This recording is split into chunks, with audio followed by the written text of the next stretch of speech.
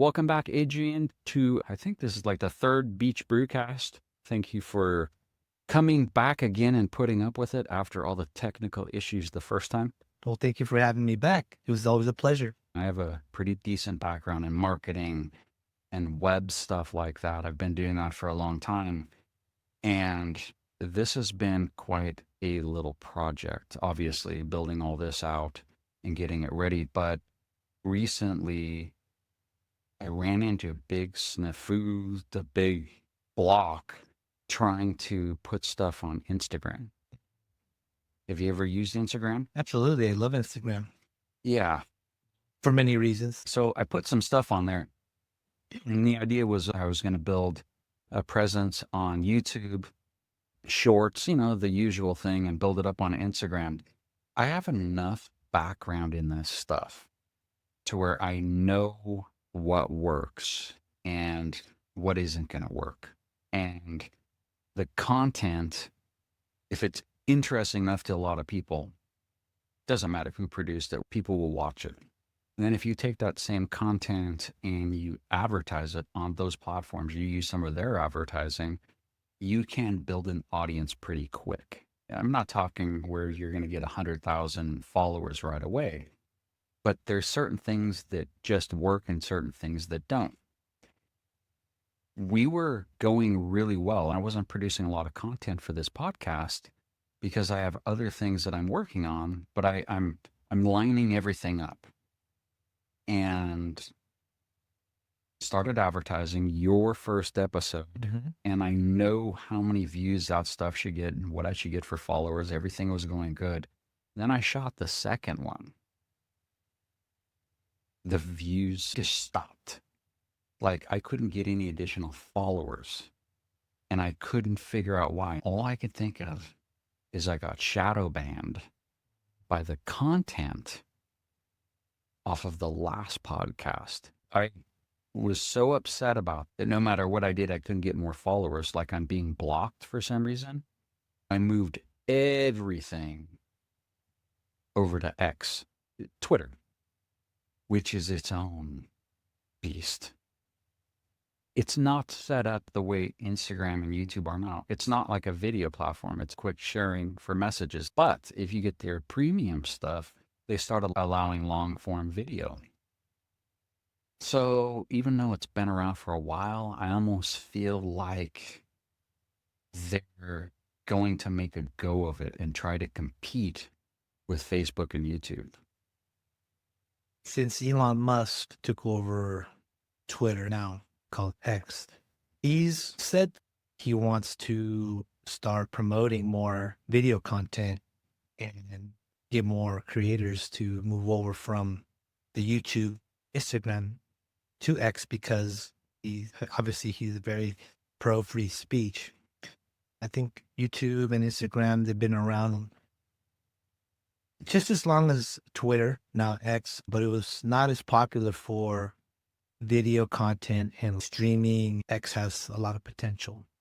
When I had the last guest in, his name is Craig Brewington. He creates custom suits. Pretty cool guy.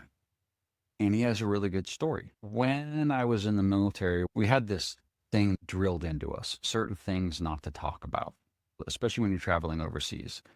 Don't talk about politics and don't talk about religion. It's just going to hit a hornet's nest and you're going to get in all kinds of trouble. As long as you don't touch on those subjects, you can pretty much get along with anybody.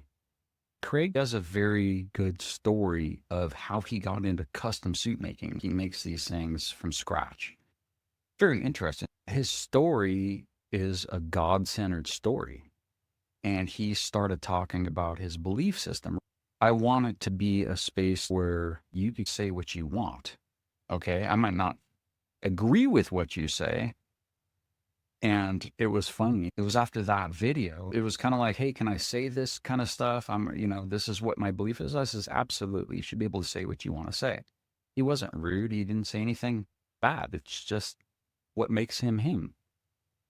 Adrian, when I loaded that online, it stopped cold. I can't say for sure that happened, but there's been enough people online that have been shadow banned or blocked or their account locked.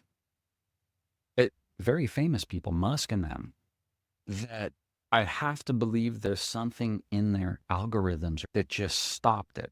And I can't build a following like that. I can't always be worried what somebody's going to say that's going to offend their system and then you shut it down. It would be like trying to convince me to go open a store in the mall and the mall manager doesn't like some shirt you have in there. And then you just show up one day and he's closed down your business. No explanation, just shut it down. Or worse, he's put signs out front that tells everybody not to go into the store, but doesn't tell you that. And you can't figure out why no one is showing up in your store. That's why I moved. I can't have this happen. That shouldn't happen. I don't know. What's your thoughts? Well, I believe there's a double standard because the same reasons they might potentially shadow ban you also allow other things that other people might not agree with, but they see it as okay. For me, the whole, LGBTQ stuff, right?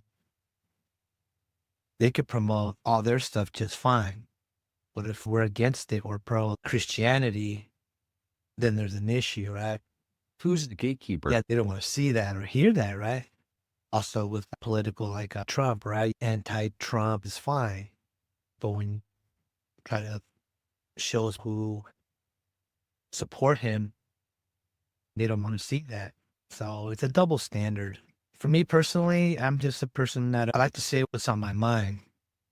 For my whole life, I've always heard that to tell the truth, to be honest, to speak out your beliefs. My dad was like that. My dad was a very outspoken man. Rest in peace, my father. But he was heavily criticized by his family and peers a lot based on the way he was. Oh, you can't say that. How could you say that? You're this way. I admired that about my father. I remember him always talking to me about people criticizing him and calling him an evil, bad person. But in the end, after he passed away, I got approached by so many people talking about how much my dad helped them. So I got more people after he passed away come forward and talk to me about my father, how much he helped them. He went out of his way for them. That made me feel good. And so I learned that, just be who you are. Because everybody always says, be who you are, right? Be honest. All right, well, I'm going to be honest. If it hurts your feelings, then I'm sorry, but that's your problem, not mine.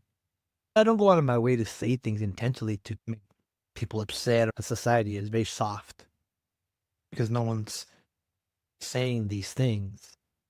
Now, when people get offended so easily over every little thing and they don't have thick skin, they don't know how to just deal with that. It's like a shock. It's kind of crazy. So what's funny is we grew up in an era where, I'm assuming I'm a little bit older than you, Not much. but enough to where it was just so different.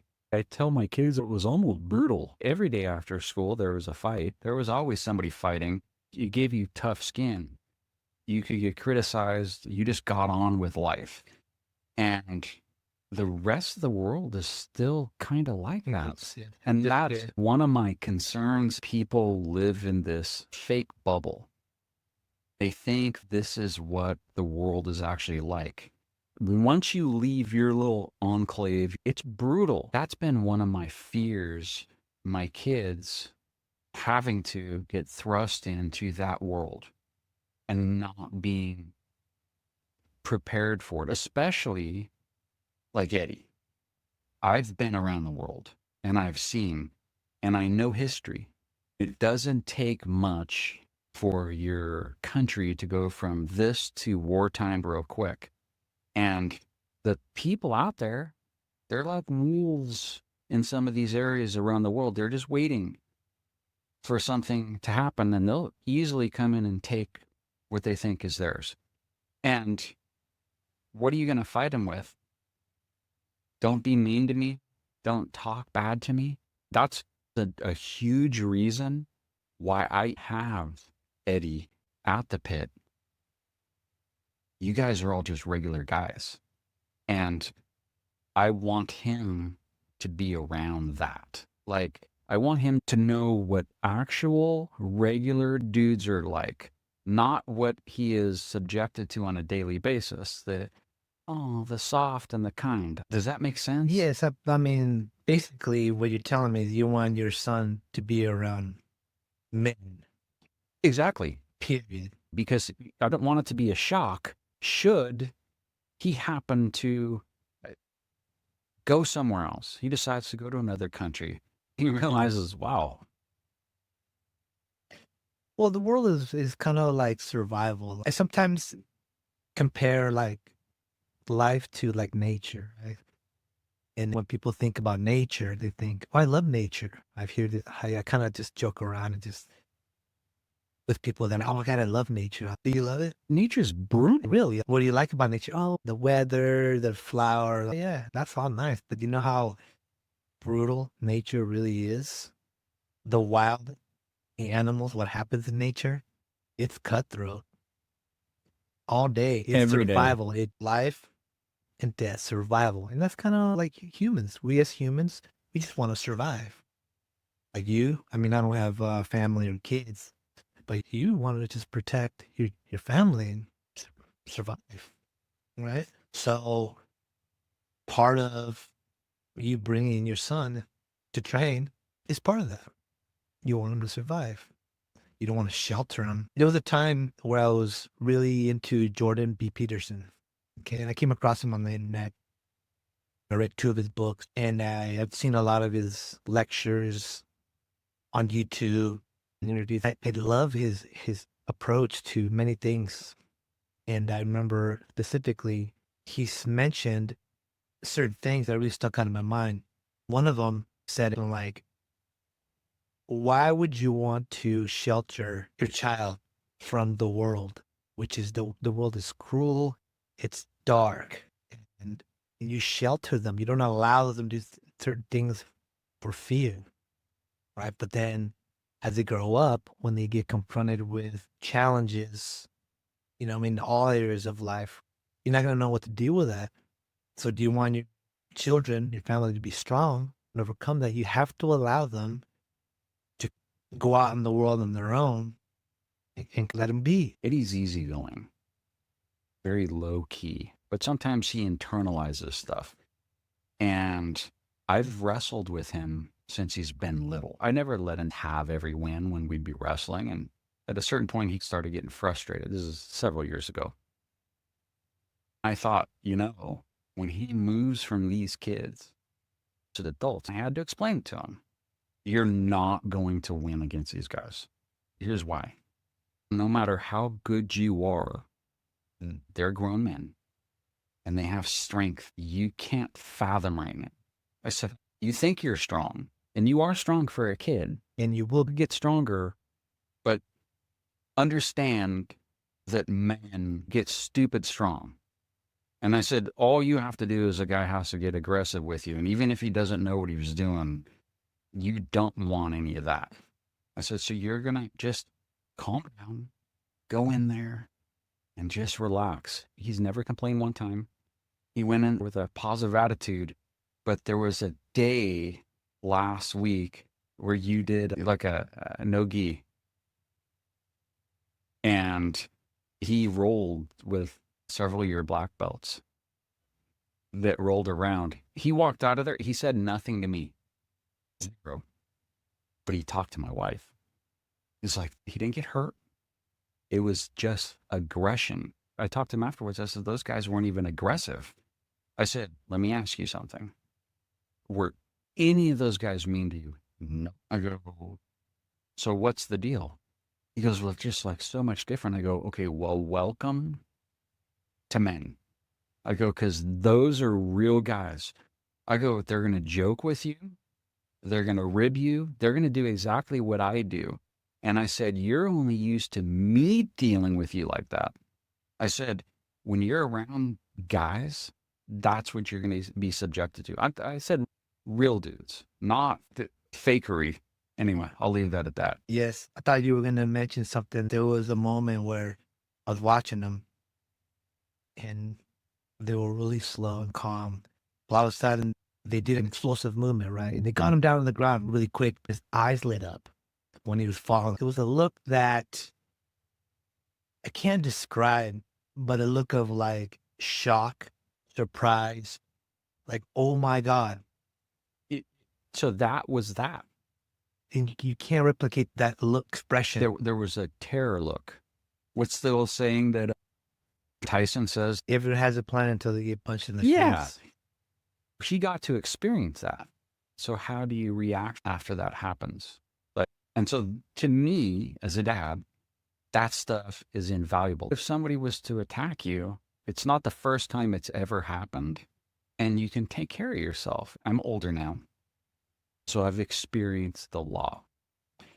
I don't tell everybody everything that I've done ever, because if you run through everything that you've done, people will think you're just a talker and it sounds like you're bragging. So I don't say anything, but I've been around enough to know guys, and I definitely know somebody that's new at training, and I know testosterone. Usually guys starting stuff from scratch probably feel they know more than they do, typically want to establish some kind of dominance where they're not the lowest one and they need to show off a little bit. I know that enough to where that kind of stuff with the wrong person can end up getting somebody hurt. And they're not calm. They're going spastic. I told you the other day, it's a beautiful thing to watch somebody that's an expert in something. It doesn't get frazzled. It's honestly like artwork. Watching you guys on the mat with somebody that's spastic and just slowly manipulate them. I'm like, oh man, that's just great. I appreciate that he's been able to bridge that gap with some calmness right now. I don't know. I'm real happy with his progress. I like your class. Yeah, that's why I kind of limit him to only a couple of guys, because the guys that I have selected for him to, at this moment, only spar with or engage with is guys that I know really well. Guys that I don't know really well or haven't had a lifetime, I don't particularly feel comfortable with them, the way they behave when they're sparring. I watch you like watching, and I'm like, I'll see somebody way off in the corner. It's funny because you're not necessarily actually looking at them, but you catch it. You need someone to be overseeing the class. I obviously accumulated certain injuries over my years training martial arts, jiu-jitsu. When I was a lot younger, 20s and maybe early 30s, I was still able to participate and spar and train more regularly. When I'm training myself, I'm running a class at the same time, but I'm not really paying attention to anyone else because I'm still trying to get better, challenge myself more, and people would get hurt because I'm not paying attention to them. I'm dealing with this person. Sometimes somebody will yell or they'll be like, Adrian, come over here. Look, what happened? And then they'll try to explain to me. I remember one time I had a pectoral tear and I was out for like 8 months. I still was the only instructor, so I still had to run class. So for 8 months, I would just sit back, do my best teaching certain things that wouldn't necessarily have to use my arm a lot. I watched people spar and drill. It was a totally different experience. Because now I would see, like, God, you guys kind of terrible. You never noticed it before. Like, wow, you're really that bad. But I would never get to see anyone else spar or drill because I'm over here trying to get better myself. I didn't get to black belt till 2016, so off 37 years old. I was still trying to work my way to achieve that rank. I was still training myself and wanted to be more in shape. That was a good experience for me, stepping back, seeing the class. And a lot of my injuries healed up during that time that I wasn't really competitive. I was recovering from a pretty severe injury. And then even when I came back to training, I had a different outlook because I realized that this is a lot more serious than people think. You get severely injured like crippling injuries. And one's ego during a match, sparring, will cause you to injure yourself or your partner because you're both not willing to surrender or give up during a practice session or a training day. And the other person wanting to defeat you at the same time and not trying to give in to you causes people to get injured. They don't want to give in to anything. Honestly, a lot of the wisdom, smarts, whatever, comes with getting hurt and then getting older and having to deal with the mistakes that you made in the past. That's why when you've already seen my classes already enough for quite some time, especially my adult, I'll constantly stop someone at any moment that I feel there's a risk. Oh, I see it. Like if you see somebody that there's even a slight thing that they're gonna end up tapping, somebody's getting into a position, you're all okay, that's good. Jiu-jitsu is it's a great martial art. It's fun. You gain so much from it, but nobody really speaks enough about the risks in training. You can get seriously hurt because I've been seriously hurt and I've seen people get seriously hurt. I've hurt people unintentionally, popped and broken people's feet before. Another thing, I don't say much to the parents because I don't know who's who. I don't like opinions getting out of he said this or anything. So I kind of shut up. It's a small little community. And even then, when I don't say anything, I've had issues come up to where so and so said so and so said so so already. And I don't say anything. So one of the things that I've noticed with the kids, and we're talking on the Kempo side, they will get a new kid that comes in, advanced group of the kids that Monday, Wednesdays at 4, where they put on all their gear and actually spar on Wednesday afternoon. Typically, when a kid comes in from the other class, they're not calm. They're coming in, they're swinging. I've had a couple parents, they're like, oh my gosh, oh my gosh. I go, that won't last. And they're all, you don't even seem nervous. I go, I'm not nervous because here's why.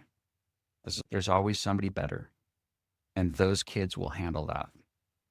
It only takes a few times being aggressive where somebody better, they're going to do that to the wrong person and they're going to get calmed down real quick. The same thing kind of happens in your class. I have seen you see that somebody's aggressive and you put them with different people in the class. There was another person there that was newer that kind of went against other people. Let's say it was a little bit aggression. Tall guy, right? And like I said, I don't know who's who, so I don't want to offend anybody. It ends up getting back to you. That's why I like kind of just low key. And he was super aggressive. I'm not used to that anymore. Most of the people that are really skilled are just calmly hurt you. And when I say hurt, just tie you up. And then he got over to, what's his name? Colby? Mm-hmm. Cole. And he was aggressive towards Cole. But Cole was not aggressive at all. He's been there and he's done it. It's like a little Pomeranian going against a Great Dane. It's just yap, yap, yap. And he just slowly dismantled. It was very calming. That's the beautiful thing. It really is a beautiful thing. I really enjoy teaching people who want to learn, have a good attitude. They're not super aggressive. They just want to learn because there's guys that are very physically capable of a lot of things. They just lay back because they can be dangerous, but they choose not to. It's good. They know their place and what they're capable of. And like me and Eddie, we've had a lot of little talks and stuff outside there. I says, hey, listen, so here's the thing. This is what I learned. Your mouth will get you in trouble. If you have stuff you want to say, you come into our house, discuss anything you want to say here. It's an open forum. You just never know what somebody knows. You never know if somebody's got a weapon. So you need to always kind of stay out of stuff. I'm at the point right now, if somebody was like, I want to fight you, I'd walk away. That's just young adult type stuff, right? Just when you're young, people don't know. I have one of our black belts, Luke. He's a deputy. He looks so unassuming. so unassuming. He's not very muscular. He's just like regular, like almost dad bod. Not really, but you know what I mean? Unassuming. Real quiet, giggles. Out of everybody else in the class, he looks the least scary. But that guy is the most dangerous. Yeah. He's like the best guy. I've had people come into the class and just to participate or visiting, and a lot of times they pick him. All right, guys, pick a partner. Get ready. We're gonna do a 5-minute round. Start standing. Start whatever. And be like, hey, they look at him and you want to be my partner. And everyone looks, and then everyone starts looking at each other. I saw a guy in the corner the other day, and I'm like, You've seen Luke. I don't know any of the names. I recognize faces. But this guy had a guy in the corner. And honestly, Adrian, I didn't even know how in the world you wind up in that position. But he was on his knees in a triangle, and he's like sitting on the guy, and the guy's head is between, and he's talking to somebody else. The other guy's struggling for his life. You're not getting out of that. It's a really good martial art. Yeah. It's good training. It's a good thing. It is, and I enjoy doing that. I like striking arts too. I do my little training on the side where I hit the bag, hit the pad, just try to kind of stay in shape, keep my skills up, but I don't like the sparring. Now with jiu-jitsu, I mean, there's still risks, obviously, and you might still hit your head, you know, accidental knee. When you're rolling, you're tumbling around, you get thrown, you hit your head on the ground. Like off the takedown, you might hit your head different angles. But with the striking arts, it's all head and body for the most part, right? Head and body, head and body. Couple kicks to the legs. That's the game of striking. Number one target. The head. That's the game. With jiu-jitsu, it's more of like getting the person to submit through either joint manipulation or strangle. They kind of pulled back from the sparring as much on the Wednesday class with the kids for numerous reasons that I won't get into. But one of them was that way the kids aren't getting damaged, getting hit as much. And I do agree with that, but they were not at the level to where they were just beating each other senseless. They had headgear, and yes, there was a few, kids are wild, but I will say this from my experience. If you've never been hit before by another person, it's a shocking experience. You freeze up. It's like, what just happened? It's so evident when you get any of the kids that have belts that have been in a non-sparring course. They practice. They punch the bags, and they may on occasion take somebody down. But in their head, they think that they can handle stuff. Then they go into the sparring class, and all it takes is one hit, not even anything hard, just with these giant mitts, and all of a sudden they break down. They're ducking. Everything they learned before went out the window. They can't apply it because they've never been hit before. While I don't think that they should be destroyed, I think that it's important that you have sparring to a certain degree, because if you haven't been put into that, how do you really prepare for it? When push comes to shove, will they push back? Or will they just allow themselves to be attacked? Or they cannot respond based on their fear, that shock factor. How effective is jiu-jitsu? It's very effective. But who are we talking about? You have these skills. It's like I give you a tool. This tool works. Can you use that tool effectively? That's how I look at it. I have my own opinion for my own son. My opinion is that if I have you here for self-defense, I want you to have experienced That. an attack in a controlled environment where you're not going to get hurt, so that if somebody were to really attack you, you can actually still apply it. You're not shocked by it happening.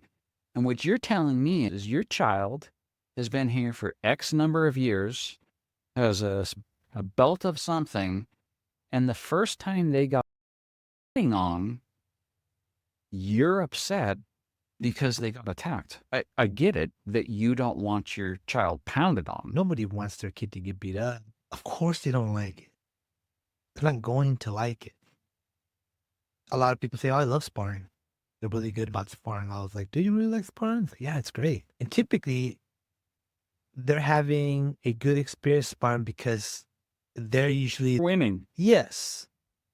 But if I say, okay, spar this person, wow, oh, that guy's big. Like, I don't know. Like, okay, then go ahead, spar him. It's not going to be fun, is it? Do I like sparring? Yes. But I don't like sparring also at the same time.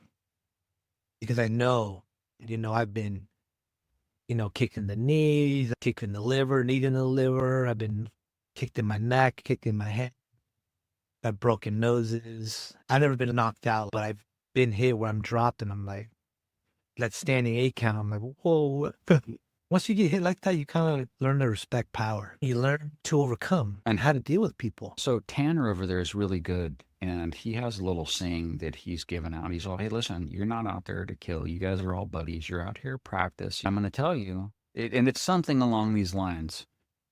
You're going to get whatever you give. Okay, so if you're all out there and you're throwing these hard things, expect it. And I've seen a couple kids get a little crazy and throw a real hard hit, and they get tapped a couple times. And guess what? They learned real quick to calm down. That is fighting, physical confrontation, physical contact is part of being alive.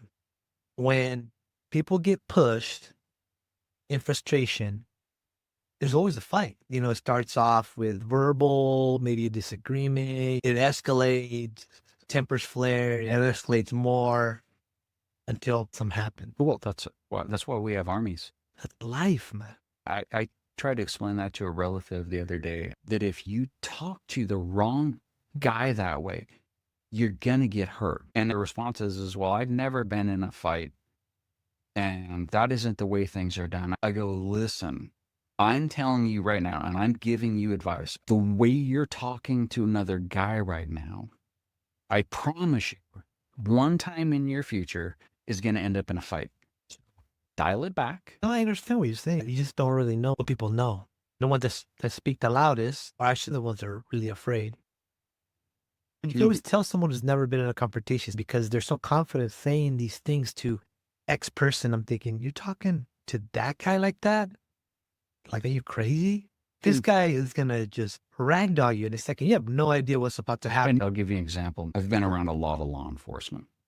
They go to run this class, and there's almost like a quick draw to be able to use your service weapon to shoot quickly. And they have a timer on there, how fast you can pull out and shoot. They have a guest speaker. This guest speaker shows up, and he's just this unassuming dude, instructor. They've contracted this guy out, and he's got a straggly beard. It's maybe like 5'7", 5'8", maybe 130 pounds, just unassuming. He's got a service dog. That's his best buddy. And they're just out in the field while everybody's shooting. You just look at this guy and you're like, okay, this guy knows nothing. Adrian, this guy gets up there. It was insane. I've been around weapons and that stuff, and no expert, but enough to where I could shoot. And I had never seen anything like it. It was insane how fast this guy could pull out his weapon and shoot. And he hit the target every time. Like marksman. Come to find out, he had just left from overseas and was serving over there. You just never know what somebody's background is, what they've done, what they've experienced. Now, some random thoughts. A crazy story. Have you ever seen those videos online where the bears run across the ski areas and they chase? Well, I just saw one where it was a YouTube short. Or Instagram short. Anyways, but it was a short. It was like vertical. And there was a couple people filming. There were snowboarding, not skis, down, and a bear. It ran into one. Yeah, and the bear kept going, and it didn't knock him down or anything. They were like, whoa, did you see that? And then They replayed it back in slow motion. Go check this out, because it kind of like was like this guy. I think he saved this guy's life. So I think it's in Norway or whatever. And this guy's driving in this car on like a lonely mountain road. There's no one else around. And there's a wolf. Adrian, it's not small. Wolves are huge. Gray wolf, huh? Yeah. Big. So it's big. And it's loping down the road. He drives up on it. And this wolf is keeping up with a biker. The guy's on a pedal bike. Pedaling for his life. Looks like he's practicing for the Tour de Oh, France. he's unaware. He has no clue. Oh my, that's... And he's trucking along, and this wolf isn't like running full on. He's just loping along, keeping up like this guy like it's nothing. And the guy's honking in the car, and the wolf is not paying attention at all to the car. Wolf is like, he's on his target. And then finally, after a while of honking, the wolf takes off. And I'm like, that guy would have been lunch without that guy. Go check out that video. I actually just seen... I like wolves. Yeah, I was watching a video a while back.